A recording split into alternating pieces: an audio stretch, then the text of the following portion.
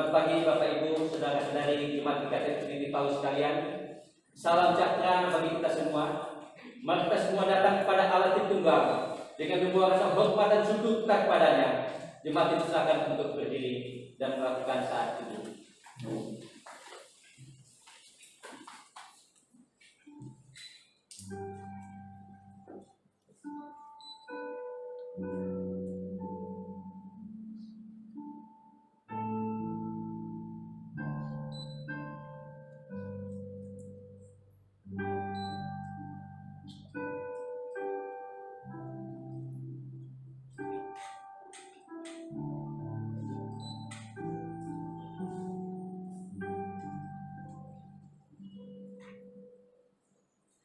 Ibadah kita hari ini dimulai dengan suatu pengakuan bahwa pertolongan kita datangnya dari Allah yang menjadikan langit dan bumi beserta segala isinya dan tidak pernah meninggalkan hasil perbuatan tangannya.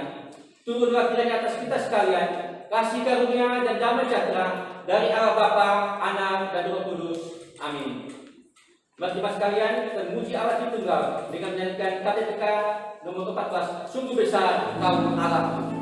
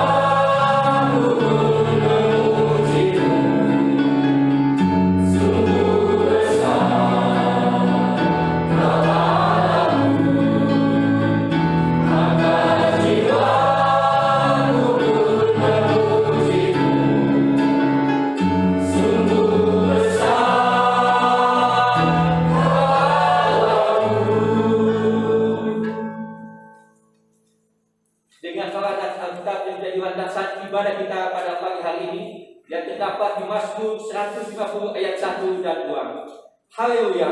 Pujilah Allah dalam tempat kudusnya. Pujilah Dia dalam cakrawalanya yang kuat. Pujilah Dia karena segala keperkasaannya. Pujilah Dia sesuai dengan kebesarannya yang hebat. Jemaat dipersilakan untuk duduk kembali.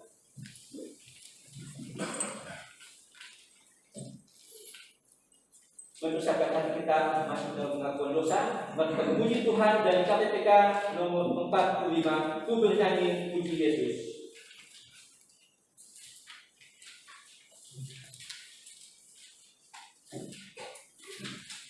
KPPK 45.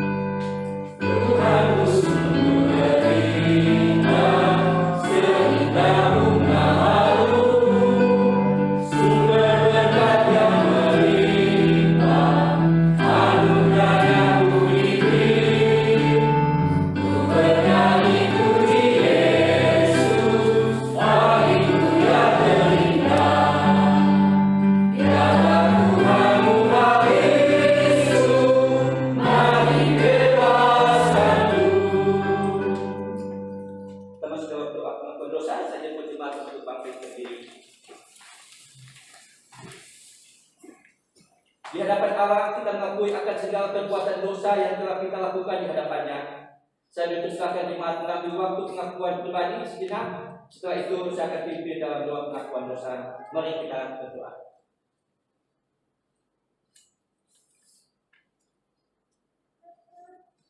Tuhan Allah Bapa di surga, Allah yang Maha Kasih, tak putus-putusnya kami datang kepadamu bersyukur dan berterima kasih ya Tuhan. Karena siapakah kami Tuhan, sehingga kami dapatkan anugerah-Mu yang begitu ajaib, kasih-Mu yang begitu ajaib di hadapan-Mu Tuhan. Kami orang yang seharusnya dihukum, kami seharusnya orang-orang yang dapatkan hukuman kekal. Namun karena kasih-Mu, Engkau memanggil kami, Engkau memilih kami untuk menjadi anak-anak-Mu ya Tuhan, anak-anak tebusan darah-Mu yang kudus. Bapa surgawi, kami datang kepadamu Tuhan. Kami menyadari dalam perjalanan hidup kami sebagai anak-anak-Mu Tuhan, kadang-kala kami mengecewakan Tuhan lewat perkataan, pikiran dan perbuatan kami Tuhan yang tidak berkenan kepada Engkau. Kadang Tuhan, kami juga acuh tak acuh dengan apa yang menjadi kerinduan Tuhan dalam hidup kami, dalam anugerah-anugerah Tuhan yang Tuhan sudah berikan kepada kami, dalam kesehatan, kekuatan, kehidupan, dan berkat-berkat yang Tuhan percayakan kepada kami. Kadang kami tak acuh dengan apa yang menjadi rencana dan rancangan Tuhan dari semuanya ini Tuhan. Kami datang kepada-Mu pada hari ini Tuhan, pada saat ini. Kamu mengaku akan segala dosa dan kesalahan kami kepada-Mu ya Tuhan. Ampuni kami Tuhan. Bapa surgawi, kami juga datang kepada-Mu Tuhan, mohon kepada-Mu Tuhan, tolong kami pada ibadah pagi ini Tuhan. Jika ada dosa-dosa kami yang menghalangi pikiran kami untuk bisa mengerti, memahami akan kebenaran-kebenaran firman-Mu Tuhan, mengerti akan kerinduan Tuhan dalam hati dan hidup kami pribadi, tolong ampuni kami Tuhan. Ya kami layak yang kami dimampukan untuk mengerti apa menjadi kerinduan Tuhan bagi kami, apa menjadi kerinduan firman-Mu bagi kami ya Tuhan. Terima kasih Bapa surgawi, terima kasih untuk pengampunan dosa yang Kau berikan buat kami setiap hari, setiap saat ya Tuhan. Inilah permohonan kami yang kami naikkan kepada-Mu Bapa, hanya di dalam nama Anak Kristus, Tuhan dan Juru Selamat kami hidup. Amin. Jemaat sekalian, dengarkanlah berita anugerah bagi kita yang mengaku dosa kepada Allah, terambil dari Efesus 2 ayat 8 dan 9. Sebab karena kasih karunia kamu diselamatkan oleh iman, itu bukan hasil usahamu, tetapi pemberian Allah. Itu bukan hasil pekerjaanmu. Jangan ada orang yang memegahkan diri. Dengarkanlah pula petunjuk hidup baru bagi kita yang terambil dari Efesus 2 ayat 10. Karena kita ini buatan Allah, diciptakan dalam Kristus Yesus untuk melakukan pekerjaan baik yang dipersiapkan Allah sebelumnya. Ia mau supaya kita hidup di dalamnya. Dimasukkan.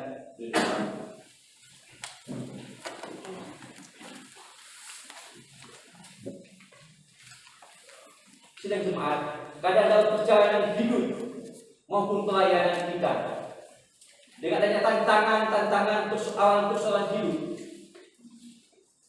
kadang membuat jiwa kita lesu, jiwa kita berkelitih untuk menjalankan perjalanan hidup, terlebih untuk mengambil bagian di dalam pelayanan pekerjaan Tuhan. Padahal Tuhan mengundang saudara dan saya sebagai anak-anaknya untuk menjadi kawan sekerja Allah selagi kita hidup. Untuk itu, mempersiapkan hati kita masuk dalam pengakuan iman Rasul dan wassalam. Kita mengangkat pujian KPPK 357. Bangunkan jiwaku yang lesu. Mari kita datang kepada Allah yang punya hidup kita untuk Dia berkarya, untuk Dia melakukan pembaruan dalam hidup dan jiwa kita. 357. Bangunkan jiwaku yang lesu.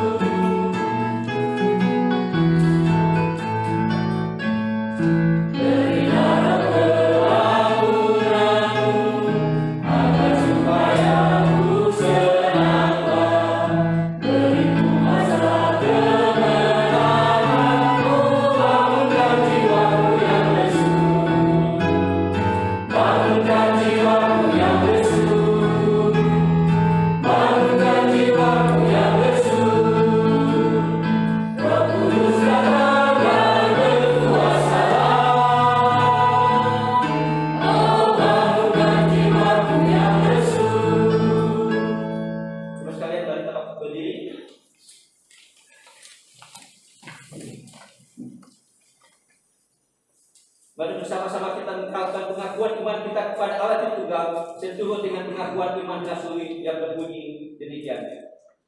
Aku percaya kepada Allah, Bapa yang Maha Kuasa, Hari-hari dan bumi, dan kepada Yesus Kristus, Anaknya yang tunggal Tuhan kita, yang dikandung daripada Roh Kudus, lahir dari darah Maryam, yang menderita sengsara, maupun dengan Pontius Pilatus, disalibkan, mati dan dikuburkan, turun ke dalam jasad. Pada hari ketiga, bangkit keluar dari dalam hati, naik ke surga, duduk di kanan Allah, Bapa yang Maha Kuasa, dan pada saat Dia akan datang untuk menghukum orang yang hidup dan yang mati. Aku percaya kepada Roh Kudus, Gereja yang kudus dan am, persekutuan dalam Roh Kudus, pengampunan dosa, kebangkitan tubuh, dan hidup yang kekal. Amin.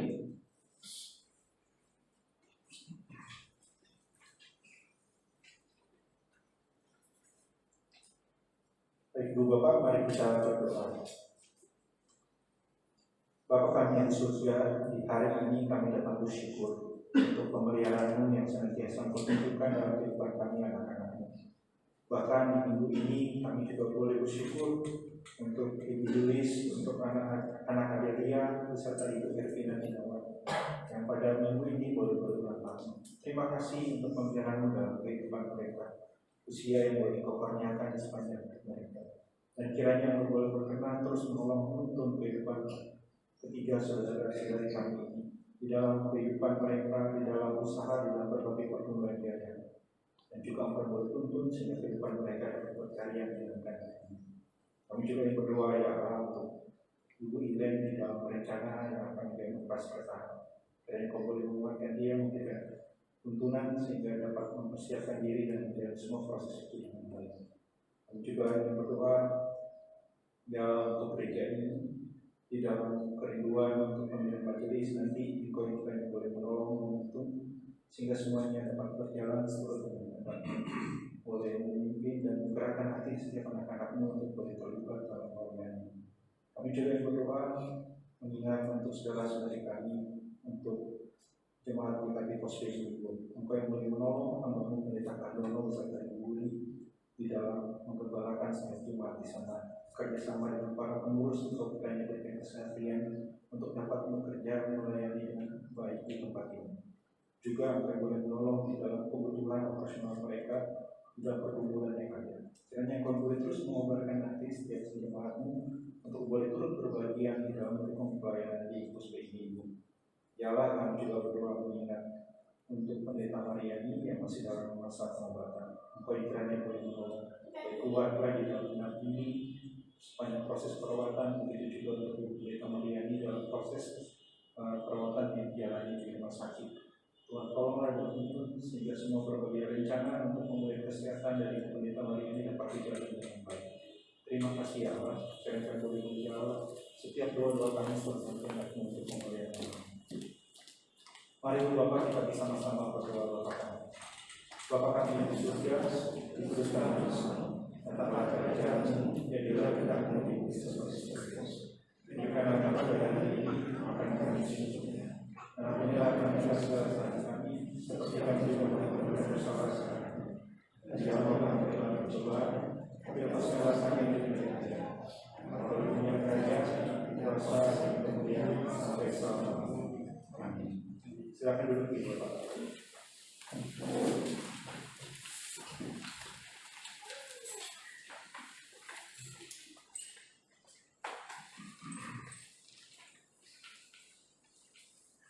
Bapak Ibu, kita bersyukur pada hari ini kita dilayani oleh hambanya Bapak Pendeta Linus dengan satu tema yang begitu indah, panggilan melayani Tuhan.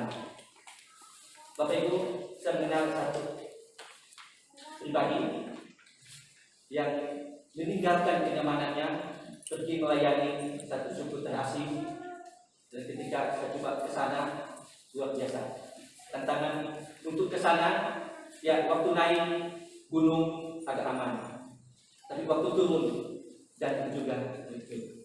Ini kalau ada masalah di motor, ya ini bisa, ya sayonara, cukup terjawab. Dia mau meninggalkan kenyamanannya, hidup dengan anak-anak, membuat satu asrama dengan sangat terbatas. Bisa hidup. Mungkin kalau di rumahnya ya kamar mandi dan kita punya atap dan lain-lain, dia hidup itu beberapa saat, kamar mandinya sudah atap belum jadi dan lain-lain. Dan kita bersyukur ya DKT peneliti mengambil bagian walaupun kecil di dalam menyediakan bagaimana air itu yang sekitar 9 selang bisa sampai ke asrama. Dan dari puji Tuhan, kemudian dia buka satu kesaksian. Ketika saya berada di tengah-tengah masyarakat itu, ketika saya berada di tengah-tengah anak-anak itu, ada sukacita, ada damai sejahtera yang dia rasakan.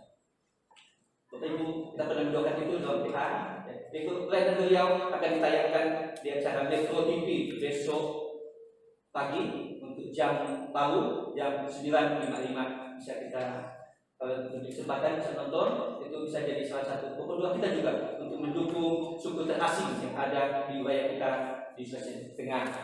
Ya. Bapak Ibu, kita mendengarkan firman Tuhan pada pagi ini dengan tema panggilan melayani, panggilan Allah berlaku untuk setiap anak-anaknya sesuai dengan porsi kita masing-masing. Allah tahu kemampuan kita, Allah tahu apa yang kita dapat berikan untuk Allah. Untuk yang bersiap hati kita menyambut kebenaran firman Tuhan, kita mengangkat KTPK Pujian, KTPK nomor 354. Ku bersuka cita kerja baginya.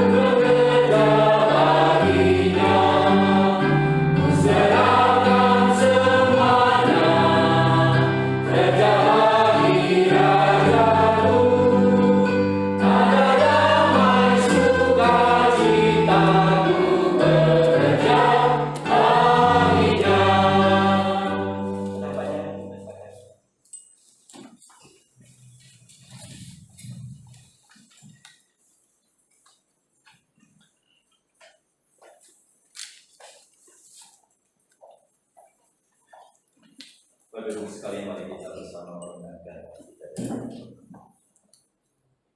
Bapa di surga, kami sungguh bersyukur pada saat ini kembali Tuhan memanggil kami untuk datang ke rumah-Mu, bersama-sama merayakan anugerah Tuhan.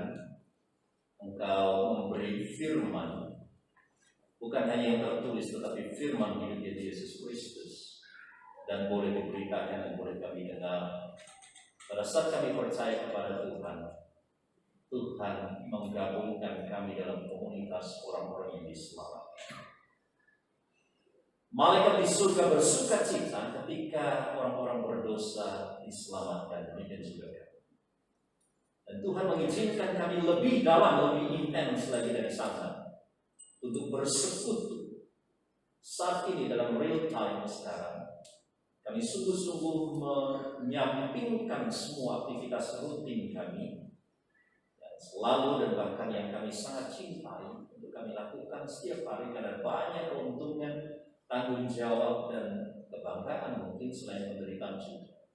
Tetapi saat ini kami diizinkan Tuhan bersekutu kepada Tuhan. Kami sungguh bersyukur. Terlebih ketika kami juga akan mendengarkan suara Tuhan. Ada satu panggilan yang Tuhan siapkan kepada kami, agar kiranya Tuhan buka hati dan pikiran kami. Roh Kudus datanglah memenuhi kami saat ini. Bekerjalah melalui hamba-Mu dan melalui firman yang kami baca dan renungkan.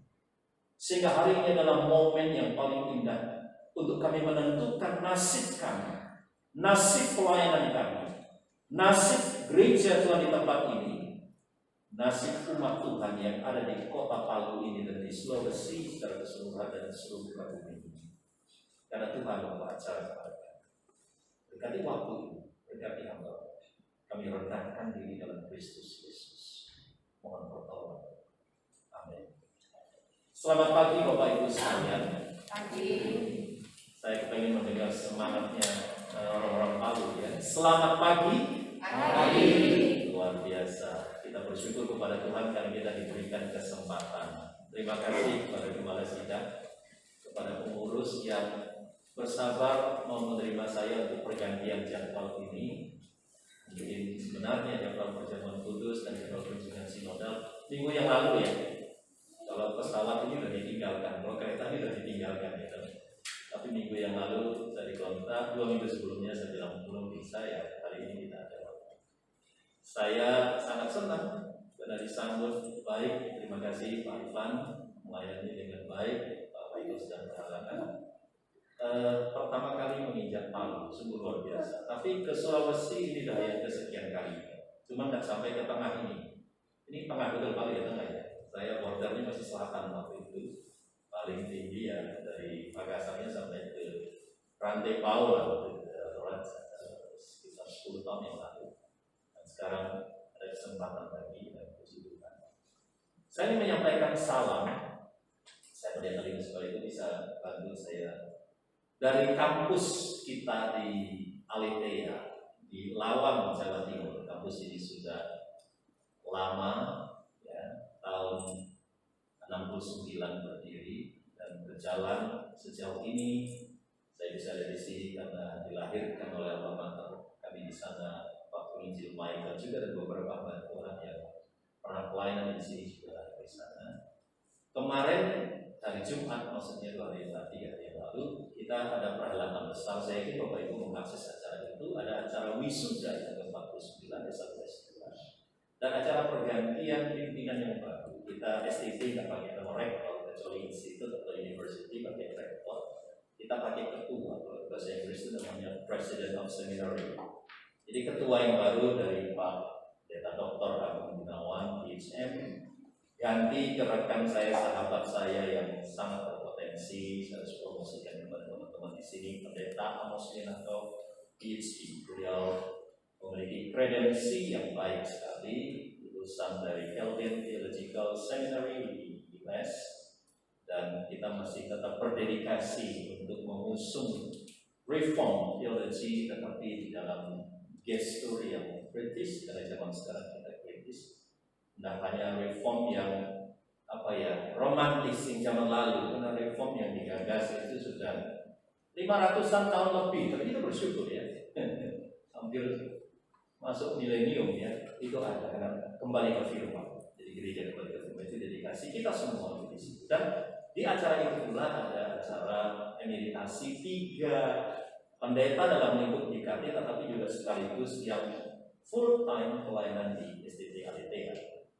Pendeta Cornelius, dosen sekaligus juga ketua sinode, sudah purna dari ketua sinode dan persidangan yang kemarin. Pak dan juga Pak ini hadir. Ikut juga hadir ya Pak ini dalam persidangan. Ada 2 dari sini selain Pak. Dan dia juga masuk masa purna, doakan kesehatannya, semangat Pak luar biasa. Saudara lihat di YouTube dia tetap pakai U-frame, tetapi itu dia saya dengan baik. Pendeta Martin Nainuku, dan kita melihat walaupun GKT dan Aletea itu dari Warren ya, dari latar belakang Tionghoa, tetapi keberagaman bahkan sampai level pendeta dan para dosennya semua beliau dari Rote, ya, mengakar di GKT puluhan tahun, 30-an tahun. Juga di meditasi dan juga penginjilan. Ada berita baik, ada berita sebenarnya sedih ya terhadap. Berita baiknya adalah semua acara berjalan dengan baik, pelayanan hamba bantuan yang senior itu berjalan dengan baik, tetapi kami kehilangan tenaga full timer itu. Nah, saya menyampaikan ini dengan satu dorongan kerjasama nanti sebelum masuk ke bagian pelayanan nantinya, pelayanan bukan hanya untuk kita dan keluarga dan gereja di sini, bahkan sinodal kita dan bahkan seluruh masyarakat, bahkan sampai ke dunia impactnya nanti. Aletea sesungguhnya membutuhkan 2 hal yang Bapak Ibu bisa lakukan dalam hal ini. Yaitu yang pertama, bekerja sama mempersiapkan generasi-generasi muda, putra dan putri yang terbaik, Saya nggak tahu setelah Pak Michael apakah sudah dalam Trinity atau masih di persekutuan yang lama, sama Pak Romi, ya, saya panggil Pak aja karena mereka pimpinan rohani kita. Setelah itu absen ya, belum ngirim lagi begitu kira-kira ya. Betul Pak ya? Dan saya dengan iman melihat kalau di sini ada kepala keluarga, saya nggak tahu, saya taksirkan sekitar 15 sampai 20 kepala keluarga di sini randomly. Nah, dikalikan anaknya 3, begitu berarti sekitar hampir 100-an orang. Anak-anak dari semua generasi. Itu mari datang belajar bersama-sama di sana. Kami akan mempersiapkan mereka juga untuk melayani Tuhan. Saya yakin ada banyak karunia talenta yang Tuhan berikan kepada jemaatnya untuk berkati, untuk memberkati gereja. Yang kedua, tenaga pengajar. Kami juga memang butuh saat-saat ini generasi muda yang juga sepantaran Pak Michael di bawah sedikit tadi, karena generasi yang saya ke atas itu sudah ada batch-nya gitu. Tetapi yang di bawah itu, bukankah anak muda sekarang adalah anak yang mengambil peran banyak selain orang tua juga pemimpin juga. Nah, Bapak Ibu bisa berperan di kedua hal itu. Mungkin dari antara kita yang kompeten punya relasi bisa bergabung di sana. Juga dalam hal pendataan, kami ini suatu hari sebenarnya pengen mission trip ke sini kalau keadaan dibuka. Tolong kabari kami. Sehingga tadi Pak senang sekali ada wadah pelayanan yang terbuka. Nah, kira-kira kalau anak-anak kita juga diatur ke sana, nggak tahu kuatnya jalannya. Tapi anak-anak yang asal dari daerah itu rasanya kuat jalan, apalagi yang muda ya. Kita tantang mereka gitu ya. Jadi, oke, itu salam dari kami. Kiranya menolong dan kita bersama-sama. Mari kita bersama melihat topik kita pada hari ini. Kita mendapat tema yang sangat bagus. Kata-katanya klasik. Pelayanan, panggilan pelayanan. Saya memakai tambahan di sana Tuhan. Mari jemaat, sebelum kita membaca firman Tuhan, saya mengajak kita melihat ada 3 jenis panggilan penting di dalam kita berurusan dengan Tuhan. Ada begitu banyak, tetapi bagi saya melihat ini 3 ini penting, dan ini yang kita harus sadari yang terjadi dalam kehidupan kita. Yaitu yang pertama, Tuhan memanggil kita untuk mendengarkan Injil, mendengarkan kabar baik, mendengarkan sukacita dari Allah yang sudah terbukukan ini. Dan setiap orang yang mendengarkan Injil oleh pekerjaan Roh Kudus dimampukan untuk percaya kepada Yesus Kristus, Sang Penggembira itu, Sang Penyelamat itu, dan sejak saat itu kita menjadi anak Tuhan, menjadi umat Tuhan. Nah, itu panggilan yang pertama. Siapa di antara kita di ruangan ini yang sadar bahwa saya dulu pernah mendengarkan Injil, dan Injil yang saya dengarkan itu menantang saya untuk percaya kepada Yesus, dan pada suatu masa saya telah menerima Yesus sebagai Tuhan dan Juru Selamat. Saya ingin melihat tangan saudara. Siapa yang pernah mendengar Injil dan merespon Injil? Tidak ada? Cuma satu. Tidak ada yang pernah mendengar Injil. Tidak apa-apa angkat tangan saudara. Ada yang pernah mendengar Injil, kemudian saudara merespon Injil, dan hari ini saudara menjadi orang yang percaya. Saya beri kesempatan. Ada nggak? Ada nggak? Tidak ada. Tidak ada. Saya yakin ada, ya, ada. Nah, setelah mendengarkan Injil, setelah menjadi orang yang percaya, kita mendapat panggilan yang spesial sebetulnya, yaitu melayani Tuhan. Ini bagian dari ciri khas kemuridan kita. Orang yang telah mendengarkan Injil, Tuhan Yesus bukan hanya mau menyiapkan kita terus nanti depart atau dikirim ke surga saja. Selama kita masih ada di dunia ini, Tuhan memberikan tanggung jawab bagi kita untuk kita menjadi murid, bertumbuh yang lebih baik, dan melayani Tuhan. Katakan bersama-sama, melayani. Melayani Tuhan. Sekali lagi, melayani Tuhan. Boleh colek teman di sebelahnya. Panggilan untuk melayani Tuhan. Kasih tahu teman di sebelahnya. Ya. Jadi yang pertama panggilannya apa? Mendengarkan Injil. Yang kedua, panggilan untuk melayani Tuhan. Nah, step yang ketiga. Kadang-kadang yang kedua itu orang bisa milih. Oh enggak, saya apalagi disuruh melayani dia, nehi atau lagi dia bilang ya. Nah, panggilan yang ketiga, saya tahu yang paling atas karena itu dekat dengan hadiratnya. Sudah tahu maksud saya. Panggilan apa? Menghadap Tuhan. Siap atau enggak siap? Muda atau tua atau anak? Saya kemarin sempat mau diajak ke lokasi di mana dulu pernah gempa ya pada tahun 2018 ya, bulan September. Ini hampir mau ulang tahun. Bulan depan ulang tahun yang berapa berarti? Keempat ya. Karena saya ingat sekali waktu saya pindah dari yang di Lombok itu terjadi 1 bulan sebelumnya, gempa terus, bom di sini terus diam terus. Tapi bom yang di sini yang lebih gede. Nah, orang siap yang siap pada waktu itu, dan juga sekarang, dan juga besok kita lihat akan menghadap Tuhan, dipanggil. Memang ada kelakar bagaimana supaya kita panjang umur di dunia ini, katanya belagu tuli aja dipanggil Tuhan pura-pura nggak dengar, gitu ya. Tapi memang kalau udah terjadi yang begitu, dengar nggak dengar harus pergi. Kecelakaan juga bisa. Ini saya bepergian naik pesawat. Bapak itu juga sering bepergian naik pesawat, gitu. Siap nggak siap kok bergantung di mana kita. Seandainya Tuhan izinkan kita harus segera menghadap Dia saat itu. Nah, saudara, 3 panggilan ini penting. Oleh karena itu, yang di tengah itu orang sering nego, yang sedang akan kita bahas sekarang. Orang sering nego, orang sering tawar-menawar, bahkan mungkin kalau dibuat polling, mungkin 70-80% orang menolak di sana. Banyak alasan yang enggak layak lah, enggak bisa lah, enggak ada waktu lah, dan sebagainya. Oleh karena itu mungkin gereja di sini ngambil slot itu ya. Maka harus dibicarakan. Kenapa nggak bicara panggilan nanti Tuhan panggil kita? Nggak usah diomong juga suatu masa ya menghadap hadiratnya kan. Di kami di Jawa Timur kan di Kepung masjid tiap pagi selalu ada tawa masjid itu diumumkan innalillahi wa inna ilaihi raji'un. Innalillahi wa inna ilaihi raji'un. Dan seterusnya 3 kali baru berita duka telah meninggal dan seterusnya setiap hari. Dan di populasi dunia kalau kita tahu itu juga banyak sekali. Saudara, sebelum depart dari bumi ini, kita diberi keistimewaan untuk yang kedua di tengah-tengah ini melayani. Mari melandasi itu kita membuka teks kitab suci di dalam Matius 20. Ayat yang saya yakin sudah akrab dengan kita. Matius 20 ayat 20 hingga 28. Firman Tuhan saya siapkan juga dari layar kita. Maka datanglah ibu anak-anak Zebedeus serta anak-anak itu kepada Yesus, lalu sujud. Perhatikan saudara, Yesus itu kan hanya datang. Ini people orang datang menyembah Tuhan yang ada maunya ini. Lalu sujud di hadapannya dan meminta sesuatu kepadanya. Kata Yesus, apa yang kau kehendaki? Jawabnya, berilah perintah supaya kedua anakku ini boleh duduk kelak di dalam kerajaanmu, yang seorang di sebelah kananmu dan yang seorang lagi di sebelah kiri. Tetapi Yesus menjawab, kamu tidak tahu apa yang kamu minta. Dapatkah kamu meminum cawan yang harus kuminum? Kata mereka kepadanya, kami dapat.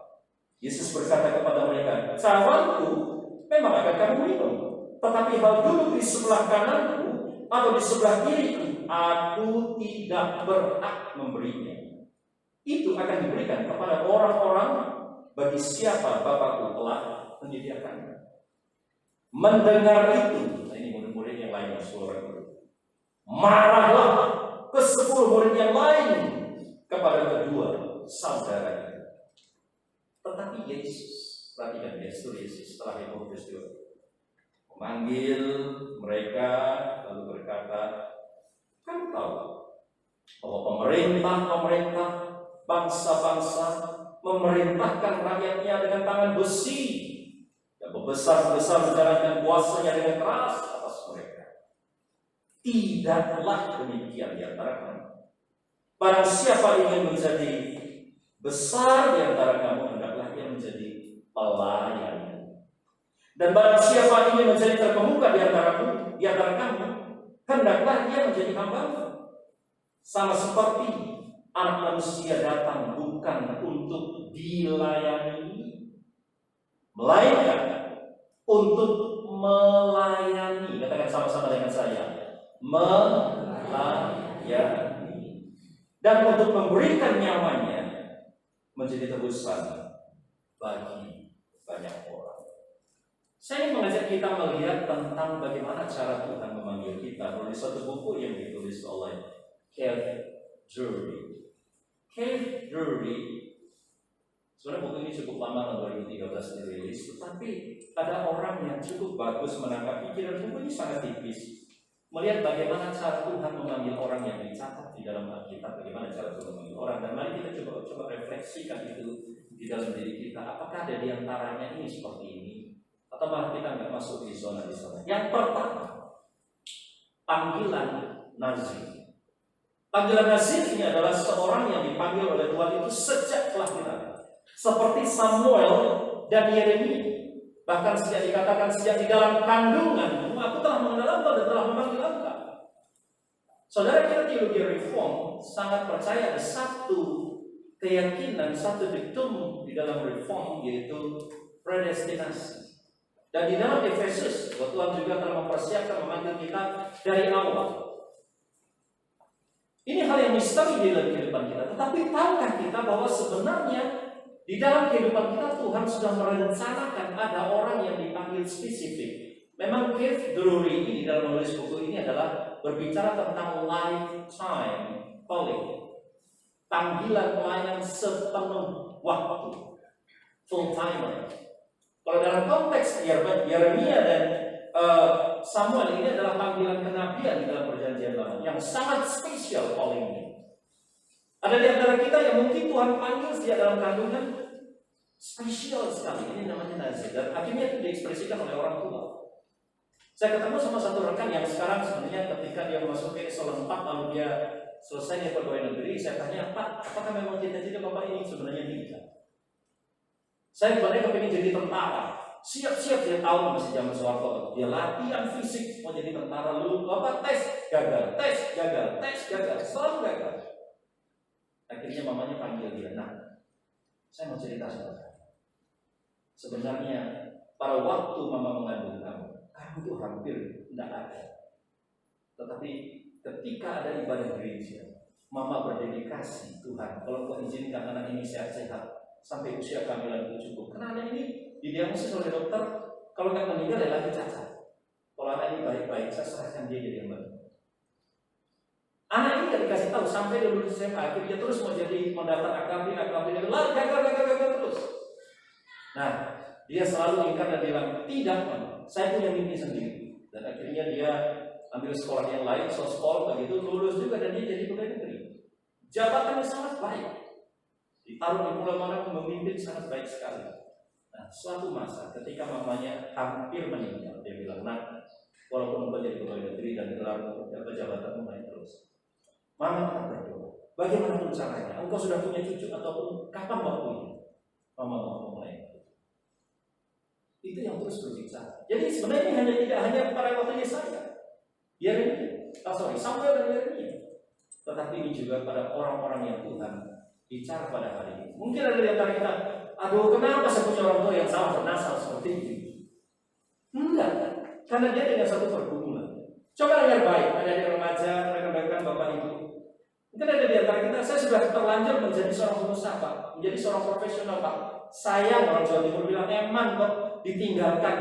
Tetapi dari semuanya itu, apakah saudara tahu Tuhan memanggil saudara? Bukan lifetime seperti kami memang sepenuh waktu begini, tapi melalui itu saudara sungguh-sungguh menjadi pelayan Tuhan di field. Yang kedua, panggilan Damaskus.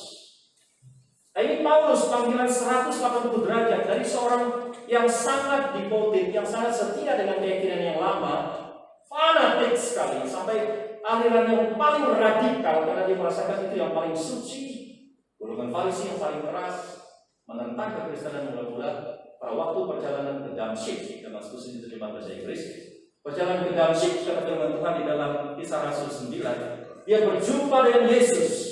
Saudara jangan berpikir, Tuhan kalau memang Kau hidup, kalau memang Kau ada, kalau memang Kau manggil saya, datanglah ke orang. Tidak semua orang. Paulus itu kasih testimoni itu karena Tuhan mau menjadikan dia rasul. Siapa kita? Jangan tunggu Tuhan datang nyelonong dengan cahaya begitu. Tetapi ada satu masa di mana turning point terbalik hidup kita 180 derajat dari arahnya ke sini, kita bertobat berbalik dan saat itu menjadi pelayan Tuhan. Calling seperti itu. Ada banyak orang yang menyerahkan diri. Satu anak yang sangat jenius di kota Jawa Timur mulai bergabung persekutuan, tidak terlalu rajin, tetapi ketika dia ngambil program magister di negeri Sakura, di sana Tuhan angkat dia dan menjadi orang yang percaya. Dan akhirnya dia tinggalkan sekolah engineeringnya dia dan akhirnya menjadi orang Tuhan. Banyak cerita yang lain. Ini namanya seperti panggilan Damaskus. Ada di antara kita sedang gelisah, sedang galau mungkin. Ini salah, itu salah. Mungkin Tuhan mau panggil saudara untuk melayani dia dengan cara yang lain. Terbalik dari profesi yang saudara lakukan saat ini. Yang ketiga, panggilan progresif. Nah ini, tidak spektakuler seperti dua yang di atas, kata Drury. Tetapi graduatif, secara progres, pelan-pelan. Ya, kadang-kadang dia terlibat, ya mungkin kayak gini melalui singer dulu, melalui line musik, overhead, apalah begitu pelan-pelan, tapi kecintaan semakin dalam dan dalam relasi saya dengan Tuhan. Saya melihat dalam pusat perkembangan Tuhan tahu loh, suatu misteri lah. Akhirnya dia menemukan udah Tuhan punya maksud hidup. Jadi secara progres begitu. Dan berikutnya panggilan gereja ini sungguh-sungguh melalui platform gereja KKR, kelangkaan hamba Tuhan dalam suatu gereja. Saya masuk dalam slot ini. Kapan itu terjadi? Ketika saya masih kelas 6 SD. Gereja kami asal Kalimantan Barat. Gereja kami dirintis oleh Missionary Church and Mission Alliance. Ya, jadi kalau saudara pernah lihat di Papua sekarang ada pesawat single engine Pilatus terbang di green karpet. Berarti pesawatnya darat di atas rumput ataupun di sungai, di laut, atau di Kalimantan, para misionari itu yang mengajarkan cerita, dan cerita yang membawa saya, cerita Alkitab yang membawa saya untuk mendapat panggilan Tuhan dan cerita tentang penyangkalan Yunus yang dipanggil oleh Tuhan untuk ini. Terakhir saya ketemu dengan Ibu Janet Armstrong. Dia sebenarnya anak dari The Working Team. Sudah pernah tahu di Sulkam ke rumah sakit mereka. Ayahnya sudah meninggal dia. Saya waktu tahun 2012 ketemu sama dia waktu dia mengunjungi STI di Jogja bersama dengan ya, mereka sekolah asal Kanada, tapi udah ada yang di sini. Saya bilang, Bu Janet, bisa nggak saya ketemu? Akhirnya ketemu di Malioboro, yang orang Jogja atau di Foto sebenarnya perasaan.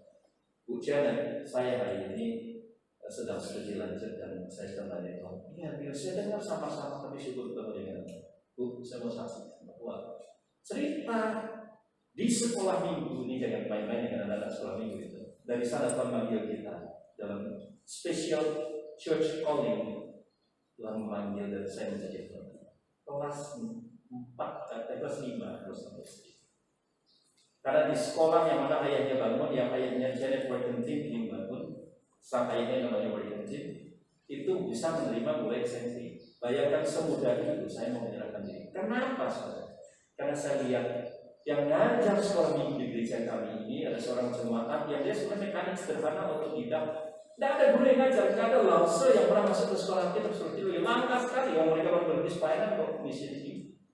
Orang-orang yang sederhana kadang-kadang cuma kami dibacakan. Aku masih ingat bacakan satu bagian ayat yang ada di lembaran kertas. Setelah itu kami disuruh ngerayamin. Itu terus sampai akhirnya ketika dia ceritakan storytelling yang bagus sekali Bu Janet ini, saya nampak Tuhan mengharapkan saya ke depan. Hari ini gereja, kalau kamu punya kebutuhan, berdoa kepada Tuhan dan bawa umatnya untuk merespon panggilan itu. Mungkin penuh waktu, mungkin juga ada yang tidak penuh waktu. Dan yang berikut dari Drury ini dia bilang pintu terbuka, open doors, calling. Kita melihat apa yang menjadi kebutuhan jemaat. Kita melihat apa yang menjadi kebutuhan tetangga gereja, tetangga rumah kita masing-masing, karyawan kita, keluarga kita, masyarakat luas kita. Apa yang kita sebagai murid Kristus bisa lakukan untuk mereka? Open door. Bapak tadi menceritakan betul. Apa yang ditulis di schedule ini juga melalui mission trip. Sering-seringlah gereja namanya dalam satu Paskah. Setelah perayaan Paskah, yuk kita mau ajak ke Biar surat ada ke daerah mana kunjungi orang di sana. Dan kalau kita bilang saya orang yang paling melarat di sana, jauh lebih bahasa Jawa Timur bilang soro ya, sengsara dari kita. Terbuka. Seorang teman ketika saya berobat, saya pernah dioperasi 2 kali di Johor di rumah sakit KPJ itu, sudah pernah juga di sana menangani tiroid saya, dan saya telah kena kanker tiroid yang sangat light sekali, papillary thyroid cancer. Saya ketemu dengan satu teman ini adalah temannya dari suami anak pemudi kami dulu asal Mataram, dia nikah dengan orang Johor, orang Thailand, orang India, dan dia suatu hari pergi ke daerah Sulawesi, mission trip bersama dengan gereja asal India. Dia ke direktorat. Dia bilang, Pastor Linus, I'm so impressed with local people. I've never visited that place before. Saya sangat terkesan dengan orang-orang Korea di sana. Saya belum pernah pergi ke sana. I was thinking, saya mikir, I'm very solo man in this world. Di belakang saya orang yang paling menderita di dunia ini. But when I was dead, orang yang paling besar. Dan dia pada waktu dia kerja di Singapura. Dia orang Malaysia kerja di Singapura sebagai firefighter. Apa itu apa? Damkar, pemadam kebakaran. Dia bayar, masih single, dibayar berapa ribu single kan? Sugih lah dia tuh, udah tajir gitu ya.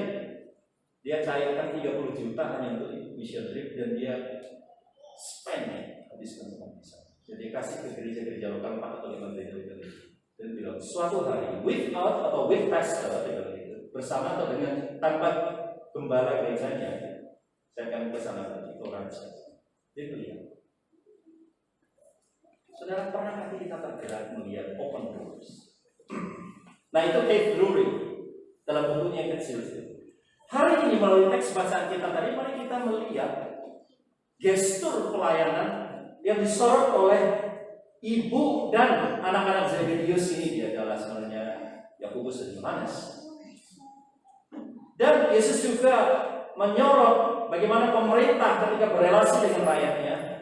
Serta dari kedua itu, Yesus ingin mengangkat suatu isu, suatu keyakinan, suatu perspektif tentang bagaimana seharusnya kita menjadi pelayan.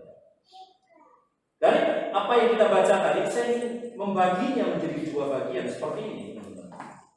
Diskualifikasi versus kualifikasi dalam panggilan melayani. Dan saya ingin mengajak kita mengecek apakah kita termasuk orang yang disqualified diam-diamnya atau orang yang berkualifikasi melayani Tuhan. Menurut siapa? Saya berani jamin menurut apa yang teks kita bicara. Yang diskualifikasi, perhatikan ayat 21, yaitu kemuliaan. Kalau kita di dalam pelayanan kita menonjolkan aspek kemuliaan, kita didiskualifikasi oleh Tuhan dalam melayani kita. Perhatikan ayat 22 itu berkata, berilah kedudukan. Istilah kedudukan itu adalah dexis, topos, suatu place, kursi baik. Ini bayangkan saudara, gesturnya pada saat itu adalah mama. Ini dari keluarga sudah diciptakan mindset seperti ini. Perhatikan bahwa sebelumnya sejak pasal 4 Yesus sudah merekrut murid-murid dan terus melakukan pelayanan, diajak keliling kemana-mana. Dan Yesus menceritakan sebelum ayat 20 ini bahwa suatu hari dia akan mati, dia akan ditangkap, pemberitahuan yang ketiga. Dan mereka murid-murid dengar, mamanya juga dengar, istri dari Zebedius ini mendengar. Suatu hari Yesus setelah mati, dia akan bertahta dan kerajaannya. Pertanyaan cepat mereka, pertanyaan oportunis mereka, siapa nanti yang jadi kaki? Apa tangan kanan tangan kiri? Dia langsung minta dengan sujud menyembah. Doxis. Saudara, di dalam gereja ada roh ini. Orang kepingin ada dignitas diakui di sana. Ini bicara eskatologi sebenarnya. Tapi kendati demikian, ketika dilihat di dalam konteks pelayanan, ini diskualifikasi. Banyak orang ketika memulai pelayanan itu masih sangat sederhana sekali. Wah, disuruh ngeliat kaki bisa, disuruh ngeliat jendela bisa, juga ngeliat apapun bisa. Tetapi ketika jemaat sudah mulai bertumbuh, pengagumnya sudah banyak, apa yang diajarkan orang sudah mulai turun. Terus bertambah pengaruh dari satu kota ke kota lain, ke pulau lain, ke negara tetangga, ke negara di seluruh dunia. Dari yang humble ini, dia lalu merasakan how great I am. Harusnya how great thou art, Tuhan. Tapi him itu tiba-tiba kita ubah. How great I am. How great I am. Para pendeta banyak tersungkur di sini. Karena deksis peduli. Sayalah wakilnya Tuhan. Umat harus mendengarkan. Tuhan berbicara kepada saya. Ada seterusnya banyak jargon-jargon yang mereka pakai. Firman Tuhan ini harus seperti yang saya tafsirkan. Baru Anda harus dengar. Kalau tidak itu susah salah. Nggak lagi tunduk kepada Roh Kudus. Bisa. Karena apa? Kuasa, power. marilah kita bukan masuk ke zona ini. Yang kedua yang diskualifikasi adalah kekuasaan, authority. Nah ini Tuhan Yesus langsung proyeksi ke pemerintah. Kalau tadi merespon mamanya anak tersebut Yesus. Perhatikan authority di sini adalah kepada pemerintah-pemerintah itu yang menjalankan kepemerintahannya dengan menindas orang lain. Ini juga dalam pelayanan Tuhan tidak mau. Berapa banyak kita melihat gereja, even di dalam doktrin mereka itu menindas semua. Yang dikritisi yang paling akhir di zaman-zaman sekarang ini adalah bukan paling akhir, yang lagi tren sekarang adalah tentang gender. Perempuan tidak mendapat hak yang lebih baik dari laki-laki. Ini kan sebenarnya kekuasaan gereja, kekuasaan kelompok orang percaya yang tidak memberi Allah dan Mesih. Ada gereja yang sama sekali tidak pernah menghabiskan perempuan menjadi pemimpin. Oh itu Pak, dalam Alkitab juga katakan Hawa yang ayat itu yang dipakai untuk melabel perempuan menjadi kelas yang tidak diakui di dalam gereja. Tetapi itu dilegitimasi oleh bangunan dogmatik gereja. Nah, kehormatan kekuasaan itu direbut, diperebutkan bahkan dan dipertahankan oleh kaum laki. Ada isu yang lain adalah isu generasi. Demi untuk eksousia ini kuasa ini anak muda diam. Ini gereja kami orang tua yang bangun. Ini semua ada karena siapa namanya? Saya pakai bahasa yang fantastis. Leluhur kami. Jadi dia bangun itu untuk menjadikan apa saudara? Monumen. Ada orang saya hadapi ketika gereja itu sudah hampir reok, diroboh, panitia dan diizinkan oleh majelis saat itu berkonsultasi dengan saya. Oke bagus, saat ini memang kapasitasnya sudah nggak mencukupi lagi, terutama kalau ada Paskah, Natal, itu nggak cukup. Kami harus bikin beberapa kali atau kalau mau nyewa hotel di sekitar, karena 400-500 sudah nggak bisa nampung duduk di sini. Tapi ketika surat izin susah, saudara kan tahu kan gereja itu paling sulit apa? Ngurus izin MB. Dengan susah payah MB keluar langsung yang punya jasa itu datang ke kalian mau ngapain? Dia mulai hitung sebutkan dan segala macam menceritakan kronologi dengan satu poin yang bilang jangan semua. Saya sudah bangun baik sekali. Wah, saudara. Akhirnya bahkan dipesankan yang memproses izin dari awal. Akhirnya majelis dituntut untuk ya udah kembalikan uang pembiayaan untuk mengurus itu dan segala macam. Sampai begitu ada cerita di gereja. Saudara, mari ketika kita melayani Tuhan, apa yang kita bangun bisa? Dignitas siapa? Dan itu yang saya maksudkan di sini dua aspek ini, diskualifikasi mata Yesus. Kita ada seperti para penguasa ini. Mari kita disingkirkan dari kita. Nah, sekarang bagaimana? Apa kualifikasi yang Tuhan Yesus sebutkan di sini? Sangat kontras dengan apa yang terjadi di dunia. Yaitu yang pertama, yaitu poin yang ketiga sendiri, kerelaan. Kalau kita mau melayani Tuhan, kalau kita mau merespons panggilan Tuhan, baiklah kita dengan kerelaan. Katakan bersama-sama, kerelaan. Sekali lagi, kerelaan. Barang siapa yang menjadi yang besar, besar itu disebut di sana mega. Bukan Megawati Soekarno Putri. Dia memang besar sih namanya di Indonesia ya. Presiden mantan atau pelakon. Perannya juga besar. Mega di sini adalah bukan hanya megah kagum luar, tapi orang yang besar sekali. Kamu harus menjadi pelayan. Perhatikan, untuk ukuran orang dunia, ngelihat orang potensi, ngelihat kekayaan orang itu gede, kepintaran pengaruh sosial itu gede. Di mata Yesus, values dan belief, yaitu nilai dan kepercayaan dari sebab pelayanan kita adalah orang yang melayani. Dalam bahasa Greka memakai istilah diakonos. Ada dua istilah di sini. Yang pertama sering saya sebut, saya juga lihat kuberetes. Ini saya mau jelaskan kepada kita. Diakonos itu adalah seorang pelayan yang melakukan tindakannya untuk mentaati perintah orang lain. Itulah diakonos. Diaken. Bapak Ibu pengurus gereja, majelis sekarang diganti juga sudah berubah dan mengadopsi istilah ini diaken. Penatua. Tapi diaken itu seorang pelayan. Ya paling simpel kita sering lihat pelayan meja. Itu sebenarnya adalah seorang yang melakukan perintah. Dia sebagai eksekutor pelaksana atas perintah orang lain. Siapa pemerintah di sini sebenarnya dalam gereja dalam pelayanan? Tuhan pemerintah, kita pelayan, kita diakonos. Saudara, ketika saudara melakukan tugas-tugas di gereja, baiklah kita baca kita baik-baik, lihat pemahaman teologi di dalam semuanya itu, sehingga apa yang kita lakukan sebagai diakonos itu adalah sesuai dengan perintah siapa? Tuhan. Bukan hanya perintah sinodal semata-mata, apalagi sesuai dengan perintah hati nurani sendiri. Nah, itu yang berkenan. Tetapi saudara, kata ini juga sering dipakai, kata pelayan ini juga memakai kata huperetes.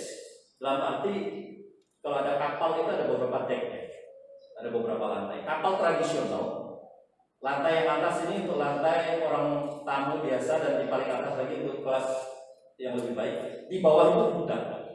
Jadi ada pembatas. Kalau kita masuk ke kapal itu kan ada deck dasar, ada deck di bawahnya lagi. Deck di bawahnya lagi itu biasa ditaruh budak dan juga batu-batu dan juga barang-barang berharga. Waktu tahun 2019 saya mendapat kesempatan mengunjungi Belanda, Holland. Di acara-acara terakhir dari sesi kami dalam konferensi internasional, di situ kami diajak ke satu pantai melihat replika Batavia, kapal VOC zaman dulu, dan kami diajak masuk ke sana, itu replika. Nah, guide itu bilang, di sini memang orang sering kumpul, ini adalah pendetanya, dan dari situ misionari datang dari Belanda, misionari Katolik, misionari Reform, yang akhirnya link dengan gereja GKT pada suatu masa.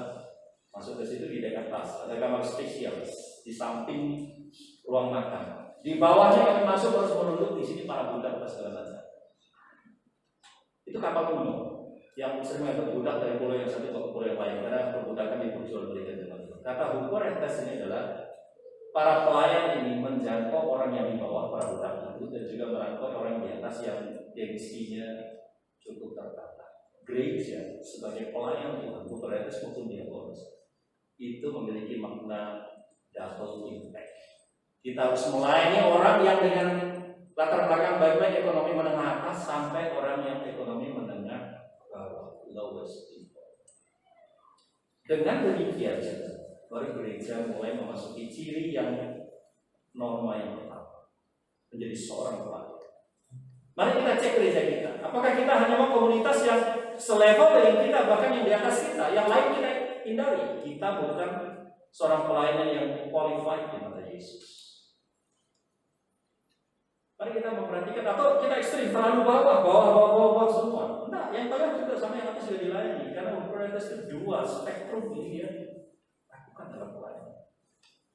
Nah, dari status pelayan ini masih lebih baik.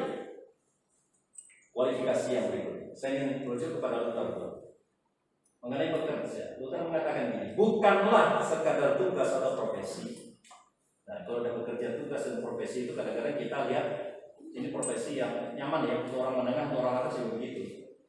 Melainkan sebuah panggilan yang disediakan oleh Allah untuk orang percaya, disucikan oleh Roh Kudus, bukan hanya untuk mengutamakan diri sendiri, melainkan dengan kerendahan hati melayani sesama. Kalau gereja ini mau berkembang, gereja ini harus menjangkau baik orang yang selevel dengan kita di atas sedikit maupun yang di bawah.